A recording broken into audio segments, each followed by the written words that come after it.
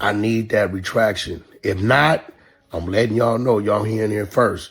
The man is already up under enough pressure. I'm going to be forced to go at any and everything, catalogs, real estate, whatever he might have any type of possession of ownership of, I'm going to be forced to go at it. Listen to this. Wack 100 just put Big U on blast, accusing him of pushing false allegations and drawing a hard line in the sand. Hold up, because this isn't subtle. He basically said, walk it back now or deal with whatever comes next. That's not internet gossip energy. That's a direct warning. And when two industry heavyweights start talking like that, you already know it's bigger than just clout. This feels like chess, not checkers. The question is, does Big U double down or does he reverse course before it escalates? Either way, the temperature just went up. Big U, when he turned himself in, made accusations that Wack 100 and 600, he mentioned loose cannon, which he may very well be, but Wack 100 and 600 was working with the feds to take him down. Now, this is where it flips. After this next clip, you're about to see an incident that raises some serious eyebrows involving Wack 100 and law enforcement. And trust me, it's gonna have you asking questions. Hold up and pay close attention to what actually happens. And if you're locked in with me, go ahead and hit that like button. Legitimate business with the person or persons, and that person or persons involves you in street activity, you have the right to cooperate in any way you see fit. He said this to the world. My legal team, when it comes to my overall businesses and things that I do, they have some say-so in these matters. So I've been fighting them on what I didn't want to do, which is file anything against Big U for defamation and slander, as I did with World Star in LA Media, and I won that case, and I got paid. So anybody that talks to this man, communicates with this man, I'm trying my best to keep my legal team from doing what they feel they're obligated to do, because my legal team is also my business partners in a lot of my business, and they feel like in the long run it could affect the business. So we need a statement retracting that. I'm gonna tell you what I need to fight my legal team. If a statement retracting what he said, which he know is false, there's no claim or proof of.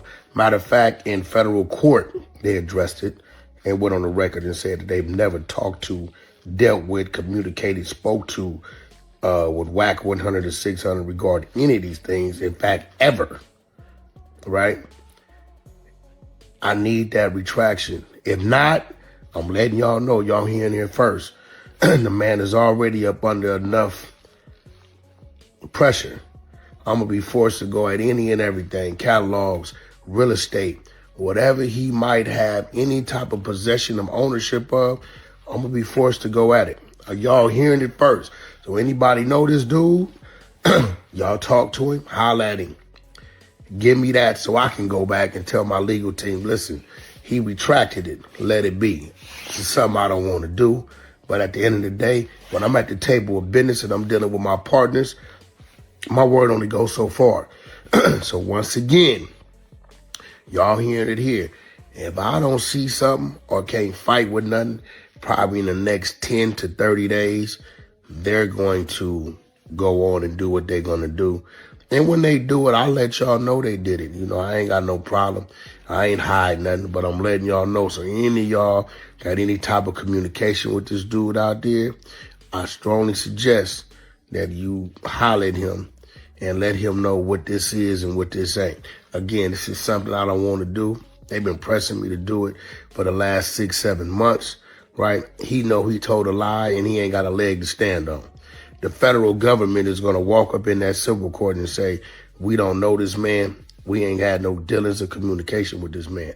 And at that point, he's done, because now he has to show where these things have happened, and he can't show that, right? And Lord forbid 600 tells me, hey, Wack, shit, you getting paid, throw me in there too. Once again, this is Wack bringing it to y'all. Then sometime next month, if a retraction is not there, I'm going to step back and I'm going to allow my legal team to do what they do. Y'all heard it from me live and direct. We out. You can snitch on somebody who snitched on you first. You didn't use my car, you brought it back to me. I jumped into it, hit some corners, police pulled me over, find something that ain't mine that's yours. Hey, homie, what's up with it? Yeah, homie, I got pulled over. They found something in my whip. That man can speak his truth. Hey, man, DA, I want to talk to you. Before we even get into Wack 100 breaking down his so-called rules on when telling is acceptable, you're about to see the clip that really turned heads, the moment he flashes a badge. Now hold up, because some people are saying it might have been staged for content. That's possible, but when you line it up with what we just heard and then compare it to the footage you're about to see next, it starts raising real questions, and not small ones. What made you think it was Wacko that told him that, though? Because nigga, his statement in the motherfucking his statement there, nigga. Why would you go up there a day after I get a change? Shout out to all my ops. Y'all thought you had me. We got them. Y'all got to be goofy. Let me tell you something. I've been manipulative, slick, evasive, intelligent, silent, exciting all my life. Whatever button I want to push. Big dummies, first and foremost, I'm an ex-con, right? Nigga, you got to pass a written, a physical, and a background check to have a police badge, right? Y'all see the imprint? You see the wear on this? The wear? Been in my back pocket for a while. You know what I'm saying? Thank you, appreciate it. Guys, you want 2 more glasses of wine? Yeah. Don't tell nobody. Y'all don't tell nobody. We coming up with the New Testament. What we feel the new rules of the street should be. And I expect all of y'all to make this go viral, right? Because we gonna go from 1 to 10 with a bonus 1. That last one, a lot of y'all probably ain't gonna like. But some of y'all old school dudes ain't gonna like. Let's start with number 1. New Testament rules of the street, number 1. You can snitch on somebody who snitched on you first. Hey, that's the first new rule that's being proposed for the New Testament of the streets. Rule number 1, you can snitch on somebody who snitched on you first. That means if y'all get busted, dude come back there and say, hey man, your man just gave you up. What? Play the recording? Yeah, man, the guns under the seat was yours. That was all his. Now you can say, what? Matter of fact, not only them ain't my guns, he got a stash spot up under the air conditioned unit. Listen, man, we just going off of what we see the youngsters gravitating to. This is from me, but it's what I'm seeing the youngsters doing because I'm tired of arguing with y'all. So rule number 1 of the New Testament of the streets, you can snitch on somebody who snitched on you first. Number 2, now I like this one. After 10 years, however it falls, with no incident, one can cross back over to being a civilian with no expectation of the streets or its set. Can't call him about nothing. He all the way back civilian mode. So if y'all want to go over there playing with him, he can treat you like a civilian. 911 operator. Yes. Some dudes are at my door. Do you know who they are? I definitely know who they are. They're from my old day. They could do all that time. Again, this is the mentality that I think best fits the new generation. Number 3, a man has 72 hours to take his case if his action led to another man being arrested. If you left something in another man's car, home, without telling them. Or that man can speak his truth. That means you didn't use my car, you brought it back to me. I jumped into it, hit some corners, police pulled me over, find something that ain't mine that's yours. Hey, homie, what's up with it? Yeah, homie, I got pulled over. They found something in my whip, something that I know ain't mine. Now, within that 72 hours, I said 72 hours because maybe you got to get your bail money, go bust a couple moves, do a few things, you know, get your women, if you got more than one, get them, you know, what's going on, you know what I'm saying? Sell cars, something, I don't know, you know what I'm saying? And then go up there and claim your stuff. If not, that man can speak his truth. Hey, man, DA, I want to talk to you. I mean, listen, man, again, this ain't how I feel it should go. These are the new rules that I feel best fits the new generation, the New Testament of the streets. Number 4, if a man takes a charge for another man and they agree that the bond and the lawyer fees is supposed to be taken care of, and you breach that agreement, the man who took the charge can then cooperate against you. This is the new rule of the streets. Man take a charge for you. You get what I'm saying? Yo, man, take that, homie. I got you, homie. I'm gonna make sure your kids, everybody straight, your bills, attorney, all that. I'm gonna bail you out. You're gonna fight it from the street, my word. And you take that. And that man breaches that agreement, then that man that took that, he can go speak his truth. However he feel he want to speak his truth. Okay? For those of y'all just pulling up, we are reading the new rules, the New Testament of the streets. We got the Old Testament. We already know what the Old Testament is. You know, if I got to go to the Old Testament when it comes to telling this, you cannot, under any circumstances, give information to law enforcement that involves any other name outside of yourself. You cannot. It don't matter how it go. Nigga, throw something by you, seen him throw it, you can't say that. You got to beat it, fingerprint it, I don't know what you got to do. But these days, things is a little different. Gunner told he didn't tell, Thug told he didn't tell, Boster Richie told he didn't tell, this dude told he ain't told, OG, gangster from Santana down there, he told he didn't tell, oh, it was this, oh, it was that. Oh, yeah, we see he signed the cooperation agreement declaration. So listen, but them dudes fall up under the Old Testament. I fall up under the Old Testament. This here, what I'm reading, is the New Testament of the streets. We on number 4. And for those that just joining us, y'all can go on back, review this, or I might go on through them. We going to number 5.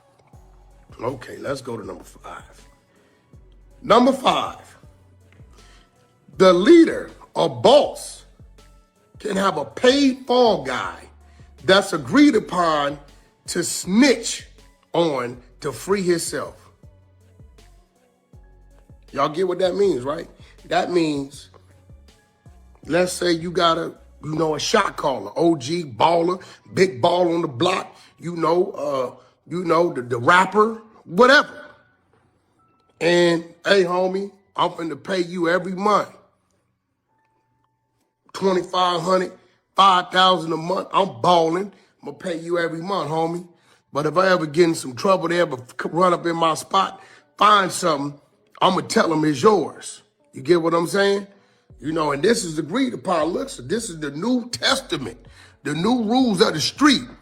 We're gonna get this out here because this is what's going on. People are being confused about what snitching is and what snitching ain't. So what we gonna do, we gonna keep the OGs under the Old Testament, and this new and improved thing we got going on out here, y'all under the New Testament. That's number 5. Number 6, if you pillow talk with your woman or family and it leads to an arrest of an individual and the information originated from you, you get the snitch jacket. Oh yeah, oh yeah. Just if your wife's name is Jacqueline Hernandez and the paperwork say Jacqueline Hernandez gave us this information, and you know god dang well Jacqueline didn't know nothing about that move because it was 2 o'clock in the morning. It wasn't nobody but you and Jacqueline's husband. and they done came and got you, and the witness is Jacqueline Hernandez. You know Jacqueline's husband, pillow talk. Therefore, although the paperwork may say Jacqueline Hernandez, Jacqueline husband, your homie, you get the snitch jacket. Yeah, that's going to you too. Yeah, this is the New Testament of the streets. Number 7.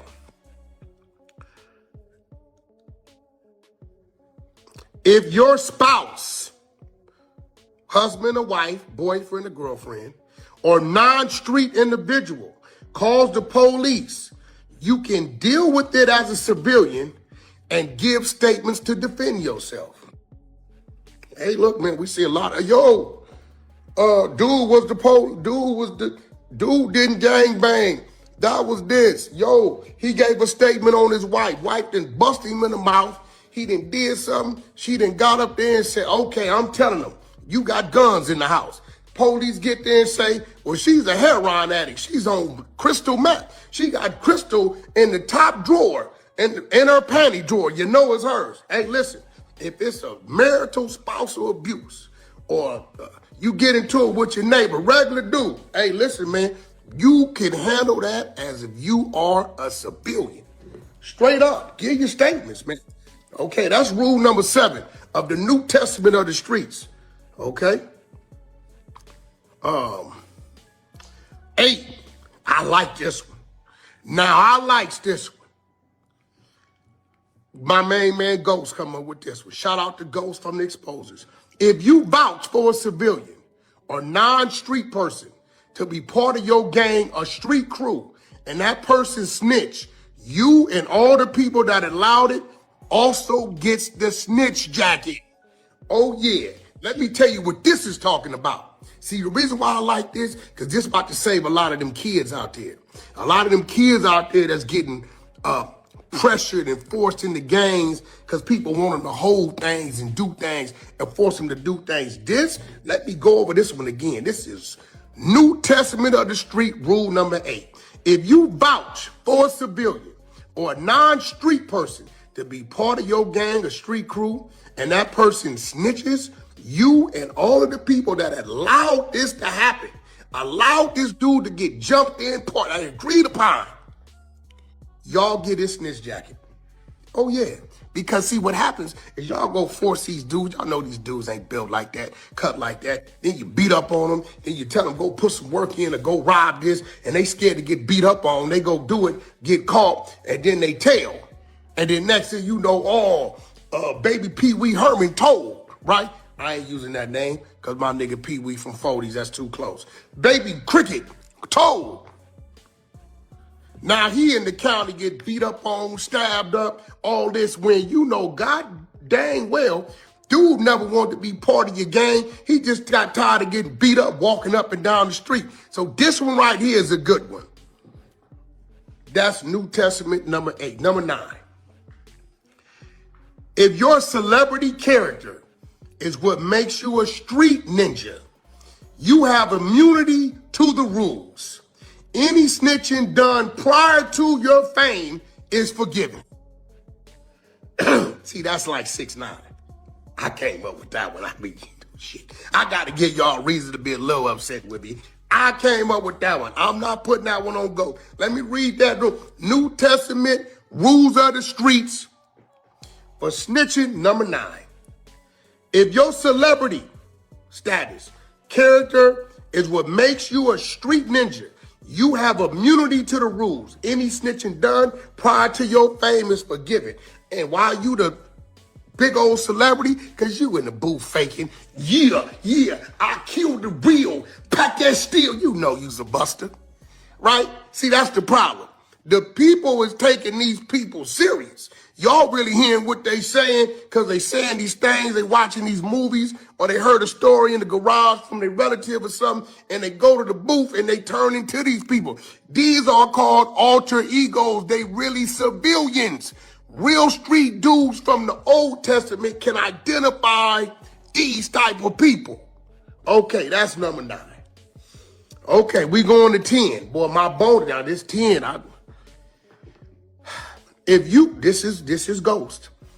If you are conducting legitimate business with the person or persons and that person or persons involves you in street activity, you have the right to cooperate in any way you see fit. Listen, when it comes to situations like this between Big U and Wack 100, I always say the same thing. Extraordinary claims require solid proof. If Big U has receipts, documentation, timestamps, real evidence, then that's one conversation. But if it's just talk, insinuation, or strategic pressure, that's a different story. Because once you throw heavy allegations out publicly, you can't just walk them back as if nothing happened. That sticks. Now hold up. Industry beef isn't always about truth. Sometimes it's leverage, sometimes it's positioning, sometimes it's a distraction, and both of these guys understand how narratives shape power. So the real question isn't just, are the claims valid? It's, what's the motive behind making them right now? Without concrete proof, I lean toward caution. Allegations alone don't equal facts, but if evidence surfaces, then the whole tone changes. What do you think? Strategy move or legitimate call-out? Turn myself in to see what's going on. They talking about I'm a fugitive. So they just raided all my houses. 600 was actually with the police when they raided my house. And he's actually got video and footage of it. So y'all know what y'all dealing with. And I just want to say this to y'all. When they raided my houses and my property, they was asking about Wack. Wack, loose cannon, 600, and this internet stuff. All of y'all filed. All y'all who be sending shit around the internet, all y'all who be promoting and listening to what these niggas saying, all y'all giving these likes and hidden likes, all y'all supporting this. All y'all guilty of this fuck shit. If you had something against a black man, you should handle it with a black man in the streets. Wack said 100 times he was gonna take my contracts. He working with the FBI. The FBI went to the city 3 days in a row and told the city they didn't want nobody to give me no more money. They went to all the different celebrities and told all the different celebrities, don't give me no money, don't help me, don't do nothing for me. They going around scaring and intimidating everybody. But y'all sitting it around getting people in trouble. Like y'all don't understand what the FBI do to black men who try to help their community.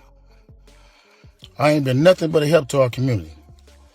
But I guess it is what it is. This the price of being black and trying to help somebody, trying to help your community and do what you can. You just guilty because somebody else don't like you and they go on the internet and do what the fuck they want to and y'all gonna promote it. It's crazy. But I'm going to go turn myself in though. Cause I ain't did nothing. This fact is, man, they done went to my house, kicked my houses in, bust my doors down, bust my windows. They calling my son at his football practice, threatening him. You know what I mean? These dudes tagging him. What kind of shit is this? But y'all gonna be rolling with these dudes. And I got this last thing to say. Wack said he was gonna destroy developing option, right? So who gonna replace developing option? Which one of you fuck niggas in the 60s gonna call yourself coming in? Cause whoever try to come in, y'all the ones that's working with